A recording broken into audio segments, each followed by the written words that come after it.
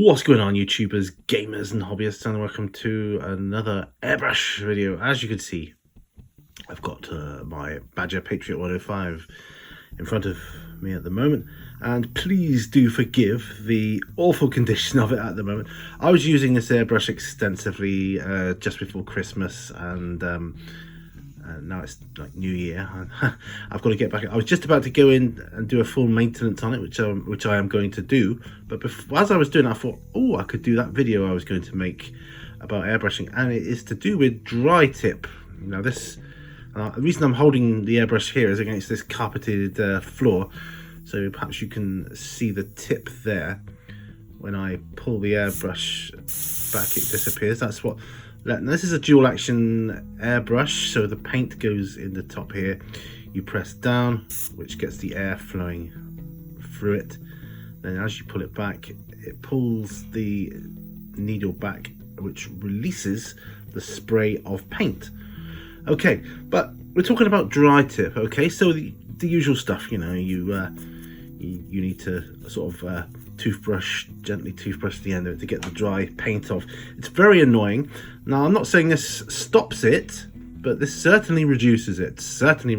Now, what I always do as a matter of course usually is I put some retarder in first, and I just let that through, like, so I've got some here. This is what I normally do anyway.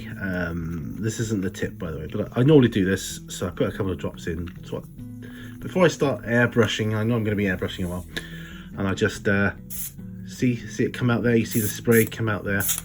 Right, now it's coated the needle tip, so that when I pour my paint in, I mix it out, whatever, I start spraying. It reduces the drying time, although the air is flowing and it kind of dries fairly quickly, and it just reduces it. But now, this is a tip that I'm not saying everybody does it. I certainly did. Not the tip, that is. I certainly did this bad habit when I first started airbrushing. Now I'm going to use, I haven't got any water with me to hand, so forgive me. I'm going to use Windolene, which is what I use to clean my airbrushes anyway. So I'm just going to put a heavy dose of that in there. I'll just put the, so I've got the Windolene in there, and I'll try and spray it so you can see the coming out. So you've got a model here, and what I did to start with, which a lot of people do, and what I'm saying, this will give you dry tip quite quickly. So you start spraying your model, you'll watch pretend it's paint coming out here, there, spraying the model. As soon as you're finished, done. Now the problem with that is the paint accumulates on the tip. You pull it back, the paint's flowing through at maximum velocity.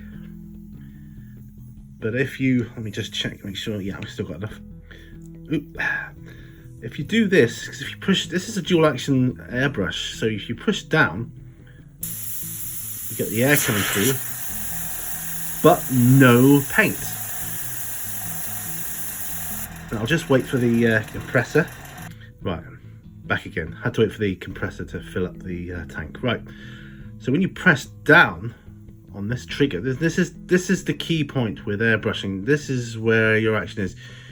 That gets the air flowing, and when you pull, as you pull it back, the needle comes back, and that slowly releases more and more paint.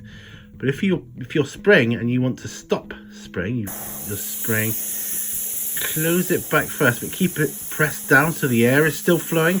That blows off most of the paint off of the needle. See, if I pull it back, there you go, and there. Right, now I've finished, and I'm done. I have to wait for my compressor again.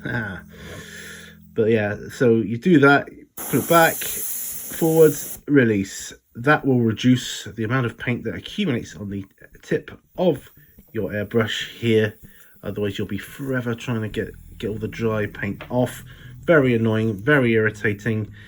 I'm not saying it cures it completely, but it certainly reduces it, and you'll have a lot longer time to, you know, changing your paints and keep going, and you won't have to sort of like take your needle out and paint as often. That's what I'm saying, I suppose. So push down on the trigger and then pull back, which you know, but instead of just releasing it, pull it forward first, but keep it pressed down, keep the air flowing through it before you stop. So paint, back, off.